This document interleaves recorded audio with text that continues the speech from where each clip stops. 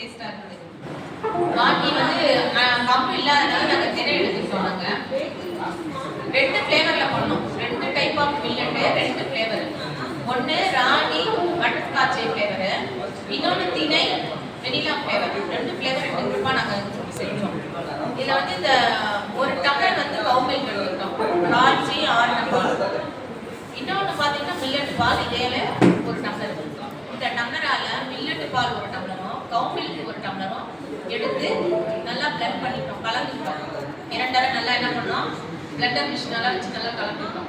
அதுக்கப்புறம் அதில் வந்து ஐஸ்கிரீம் இந்த ஃப்ளேவருக்காக என்ன பண்ணோம் அப்படின்னா ஒரு 2 டம்ளர் இல்லையா, அதனால நாங்கள் என்ன பண்ணோம் 20 கிராம்ஸ் வந்து அந்த எசன்ஸ் வந்து வெனிலா எசன்ஸ் நாங்கள் போட்டுட்டோம். அதில் வந்து 10 கிராம் வந்து பட்டர்ஸ்காட்ச் எசன்ஸ் போட்டுட்டோம். சுகர் பவுடர் அது ஒரு கப்பு. டோட்டலாக பார்த்தீங்கன்னா 120 கிராம். இது எல்லாத்தையும் போட்டு நம்ம என்ன பண்ணோம் அப்படின்னா நல்லா பிளண்ட் பண்ணோம். அது எப்படி பிளண்ட் பண்ணோம்னா, பிளண்ட் பண்ணும்போது இழுத்து வரக்கூடாது, ஆனால் அதே சமயத்தில் வந்து கொஞ்சம் லைட்டாக நுரை வரும். அப்படி வந்தாலும் நம்ம வந்து அதை நல்லா வந்து கலந்துருச்சு அப்படின்னு அர்த்தம். அதை அப்படியே என்ன பண்ணிட்டோம்னா இந்த மாதிரி கப்பில் வந்து ஊற்றிடும், ஊற்றி ஃப்ரீசரில் வச்சு நேற்று வச்சு நீங்கள் எடுத்துட்டோம். ஆனால் 5 hours போதும். நம்ம காலையில் வந்து இப்போ தான் நமக்கு நேரம் கழிச்சு எடுக்கணும், கொஞ்சம் கல் மாதிரி வச்சு கரெக்டாக அந்த டைமிங்கோடு எடுத்தோம்னா அந்த பதம் வந்து கரெக்டாக இருக்கும். அந்த ஐஸ்கிரீம்